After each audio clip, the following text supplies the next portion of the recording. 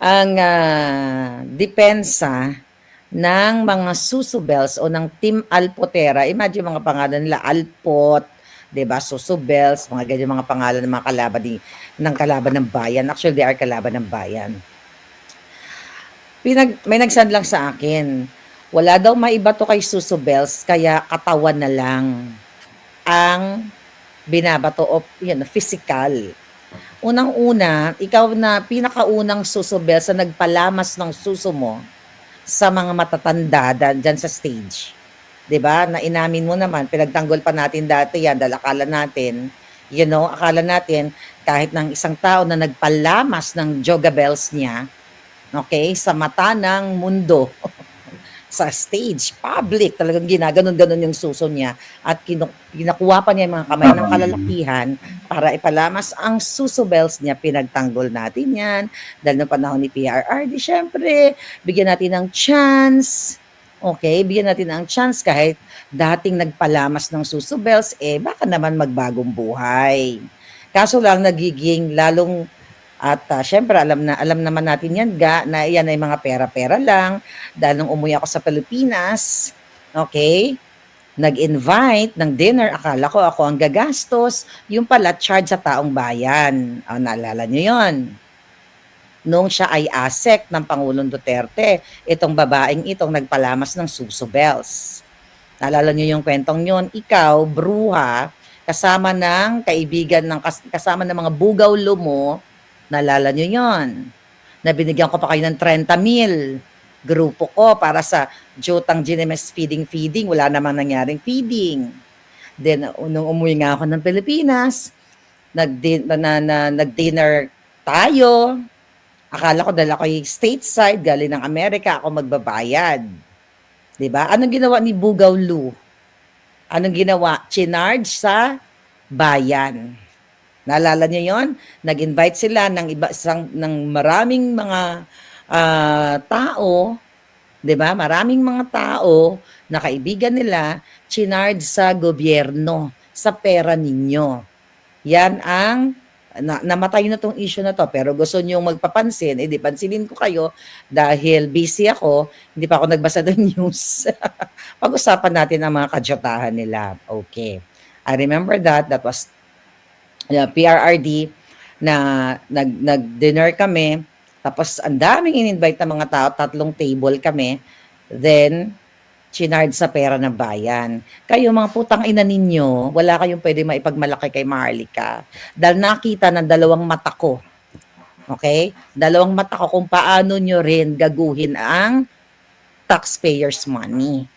Okay? Kung sino-sino inimbitan nyo, tapos chinarge nyo sa Office of Presidential Communications as ASEC itong si Suso Bells. Now, ipinagtatanggol mo yung laging Suso na, ito si Suso, magandang ginagawa, ilang gobyerno, ilang administration na pinagsilbihan, di ba, pinagtulungan ninyong Alindogo. Di ilabas natin ang lahat ng kaalputan ng mga taong ito.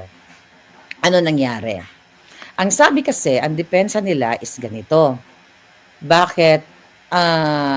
Pag wala na raw maibato, wala daw maibato dito kay Suso na to, kaya katawan, physical, pangangatawan, tama ba? Pinipisikal ang atake. Boba ka. Okay? Number 1, na inamin ni Suso Bell, number 2, ikaw kasing reyna ng Suso na nagpapalamas ng Suso, di ba? Inamin ni Suso Bell, doon sa kanyang cease and desist letter, okay, ni Yusek Suso Bells, okay, dyan sa DBM, inamin niya, alright, doon na pinatawag siya ni Au Browner para maging consultant, okay, na para tulungan si Au Browner ang AFP sa kanyang social media, communication, tsuva, kung ano pa. Ulitin ko, ang issue hindi about lang sa Suso niya. Ang issue, bakit siya nagdo-double role. O yan, boba ha. Number 1 yung bobang nagpapalamas ng Suso. Lagay mo yun sa utak mo. Tama nga si Gitonji, walang laman yung utak mo. Okay, boba ka nga. Ang issue, si AFP Browner, okay, si Aw-Aw, pinatawag yang pinagtatanggol mong si Susubel na umabot hanggang lupa ang suso sa pagpapakita. Nawala ba yung sakit ng tiyan ng utian mo?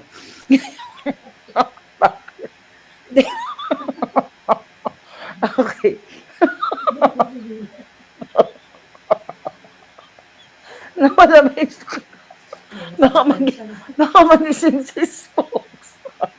Anyway, mga palangga, ang issue kasi dito, di ba, may tama kami ng kape ha, tsaka tsaa. Asan niya? Ang issue kasi dito, inamin ni Soso Bells na ang issue natin dito, hindi lang yung suso niya. Baka naman natin sa suso niya kung gusto niya magpa-breastfeeding. Wala naman kami pakialam kahit magpa-breastfeeding siya. Ang issue natin, double role and double salary. Okay? Inamin niya sa kanyang cease and desist letter sa asawa ni Aw-Aw Browner na retokada din. Ayaw din magpakabog. Alright? Kaya, mga palangga, hindi po pwede kapag user ka na sa isang ahensya, gusto mo pang mamangka sa dalawang ilog, gusto mo pang kumita sa AFP. Bawal yan sa batas. Alam yan ng mga taong gobyerno. Yun yung issue, hindi yung katawan lang ni Suso Bells. Then, inamin mismo ni Suso Bells sa common friend namin na pinatitigil na kung pwede pakiusapan si Maharlika na wag na siyang atakin kasi may cancer daw si Suso Bells.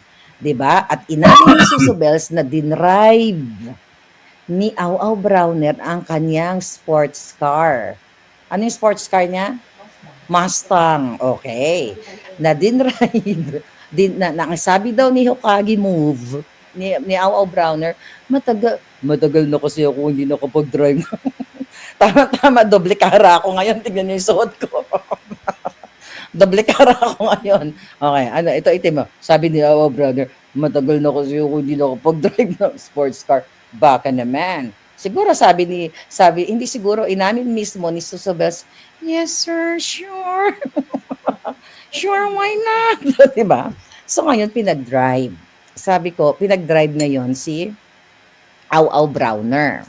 Ulitin ko ulit sa hindi nakasunod dito So, nung dinrive ni Aw-Aw Browner, ang Mustang ni Suso Bell na dapat ipaliwanag niya kung saan galing yung perang pinabili niya kasi nung ASEC siya nung panahon ni Pangulong Duterte, wala pa daw yan.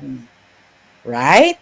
So ngayon, ipaliwanag, ang daming issue ngayon, dinrive ni Aw-Aw Browner yung Mustang mo, di ba, ni Suso Bell number 2, nahuli ngayon ng asawa ni Aw-Aw Browner. Okay? Kinabog-kabog ngayon yung sasakyan.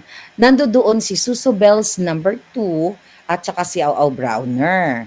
So, ang explanation dyan ni Suso Bells number 2, Suso Bell number 1, na pinatawag siya ni Aw-Aw Browner para magpatulong sa social media chuchu. Doon pa lang, ayaw niyong sabihin sa mga tao kung ano yung issue. Hindi lang yung suso ang issue.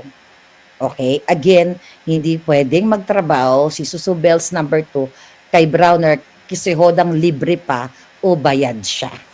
Layan, magbasa ka ng konstitusyon, Suso Bells, hindi lang yung suso ang pinapalamas mo, ha? Okay? Masama yan sa mga bata. Huwag ka magpapalamas ng suso sa harap ng mga tao at huwag kang umakting na, Santa mga bata, bigay-bigay ng biskwit. Ganyan. Tapos sa likod sa harap ng camera, susususo, hipo-hipo, alpot-alpot. Yan naman I mean. Number 2, ito rumble na to, kung ano na maalala ko, lasing kami sa tsaa. Okay? Number 2, ang explanation ay, bakit daw pinupuna yung Suso Bells ni Yusek Suso Bells? Kasi daw nasa beach naman or nasa swimming pool. O bobo ka uli. Okay, yan ang napapala ng mga bobong hindi nag-aral nung estudyante pa lang ikaw. Graduate ka siguro, binayaran mo yung teacher mo kaya nakagraduate ka lang. Kasi ang utak mo hindi naaarok. Okay? Bakit hindi naaarok ng utak mo? Fine. Kung sa beach o sa swimming pool, walang problema. Kaso boba, pinost niya sa social media. So meaning, pinost niya yung suso niya, kahit na kahit yung isang Mayta, o 'di ba? Yung isang may taga, kahit naliligo siya sa CR o jumijeb siya, pag nakita niya yung suso ng ni Yusek number ni Yusek Susubel, sabi niya, siguro sarap naman 'to. Kahit sarap naman 'to. 'Di ba? Yun lang po, my God, hindi niyo kasi ayaw niyo intindihin o talagang boba ka lang. So kung nasa beach ka, walang problema. Kaso official page ang ginamit niya. Hindi, nakakaintindi ka ba ng official page? Ha? Suso? Lama Suso? Nakakaintindi ka ba ng gamit pa yung USEC? Diba? USEC, Undersecretary. Meaning, ginagamit niya yung page officially ng gobyerno at yun ay may kaakibat na responsibilidad. Hindi lang yung suso ang ini-issue namin dito. Yan, nagkampi-kampi na yung mga nagpapanggap na Duterte daw, pero pinagtatanggol nila yung mga tao ni Bangag. Sino ba si Suso Bells? Si Suso Bells, Yusek Suso Bells. Tema, baka nagising na yung mga kapitbahay natin.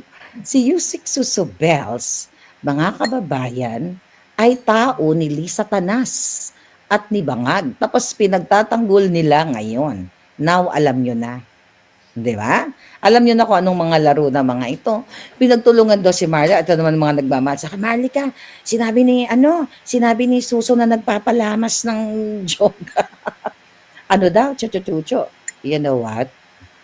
Ano daw? Grabe gid nga Susubel. Sabi nila, bonita, maldita. Grabe gid nga Susubel. Daw guduha gid ka tao nga nagbitay sa kalayot-layot. Oo nga.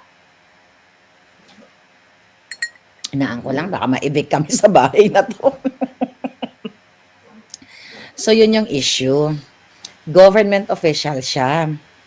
Sabi ko nga, yung mga nagpapalo sa inyo, nagiging bobo na rin katulad ninyo. Ito kasi dating ASEC na ito, di ba?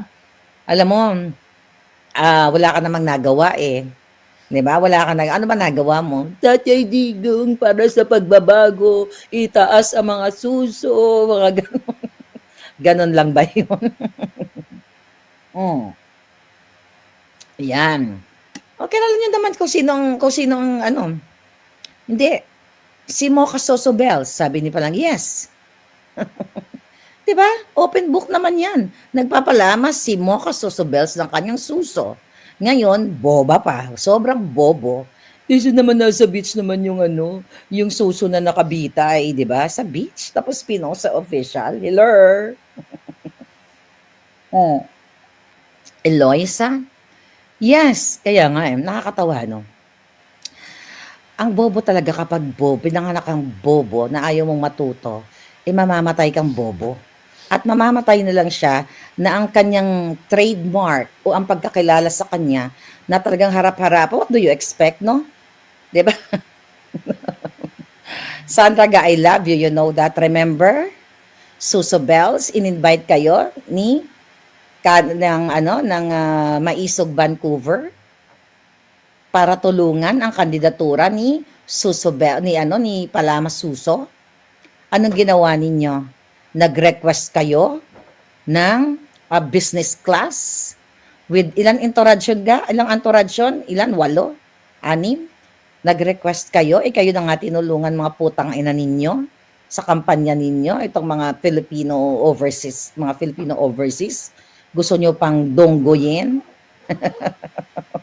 Di ba? So, yan yung mga kwento yan. Alam mo, patay na dapat yung kwento na yan. Pero gusto nyo buhayin, di buhayin natin. Gusto nyong pagtulungan si Maharlika, hindi kayo magwawagi.